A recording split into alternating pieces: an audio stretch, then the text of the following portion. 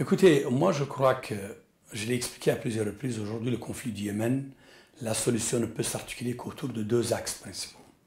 Il y a d'une part la reconnaissance par l'ensemble de la communauté internationale et par les acteurs eux-mêmes que les villes et le pays ne peuvent pas être contrôlés en partie par soit des groupes rebelles ou par des groupes armés en dehors de l'autorité de l'État.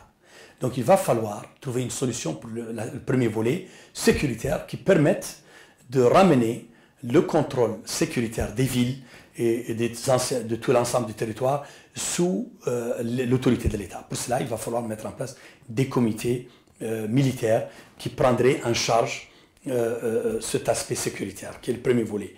Le deuxième volet est un volet politique. Je pense que cette guerre est venue surtout à cause de la frustration politique de certains acteurs d'avoir été exclus. Et donc, ce serait une solution qui, à mon avis, dans le cadre donc, de ce deuxième volet, qui permettrait par exemple l'inclusion des Houthis, de Ali Abdallah Saleh dans un futur gouvernement. Et je pense que toute solution, que l'on revienne malheureusement dans 6 mois ou dans un an, qu'on change l'envoyé spécial, comme certains l'évoquent ou autres, ne changerait rien à l'aspect du deux. Bien sûr, à cela viennent se greffer ce qu'on appelle des mesures de confiance, c'est-à-dire la libération des prisonniers, c'est-à-dire la réactivation de l'économie, la reconstruction des pays, mais ce sont des questions secondaires. Les deux aspects sont à la fois sécuritaires et politiques.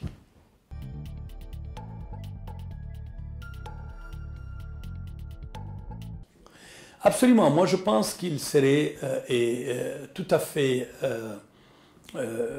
comment dire, erroné de penser, parce que, par exemple, certaines parties se plaignent, ce qui est tout à fait normal du rôle de l'envoyé spécial à un moment ou à un autre. Je pense qu'il ne faut pas lier cela par rapport à la question de l'importance du rôle des Nations Unies. Les Nations Unies sont désirées et sont nécessaires par l'ensemble des parties. Ce qui est intéressant, c'est que malgré mon conflit, j'avoue que des fois j'ai des désaccords, comme j'ai dit tout à l'heure, les parties ont du mal à comprendre que le médiateur n'est pas celui qui va résoudre le problème. Le médiateur est là pour faciliter.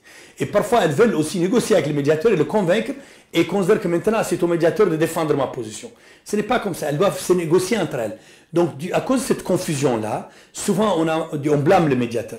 Mais même si le médiateur, que ce soit moi, ne réussit pas son rôle, cela n'enlève en rien à l'importance du rôle des Nations Unies, qui est votre question, l'importance de la présence du Conseil de sécurité, qui aujourd'hui est unanime, c'est la question du Yémen. C'est quand même une de nos grandes victoires par rapport à d'autres conflits où l'on voit que la Russie, les États-Unis, la France, la Chine, la Grande-Bretagne continuent à parler d'une voix et de la même voix en reconnaissant la légitimité de notre côté et en soutenant l'envoyé spécial et le rôle des Nations Unies. Donc oui, on a besoin des Nations Unies dans ce conflit.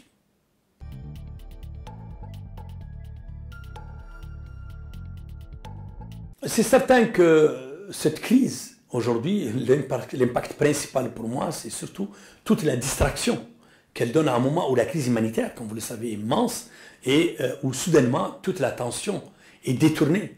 Déjà, nous nous plaignons comme principal, disons, tous ceux qui travaillent, je veux dire, sur le Yémen, que l'attention n'est pas très focalisée sur la crise du Yémen. On parle de la Syrie, on parle de la Libye, on parle d'autres crises. Et il y a beaucoup de crises. Et elles sont importantes, ces crises-là. Mais on parle très peu du Yémen.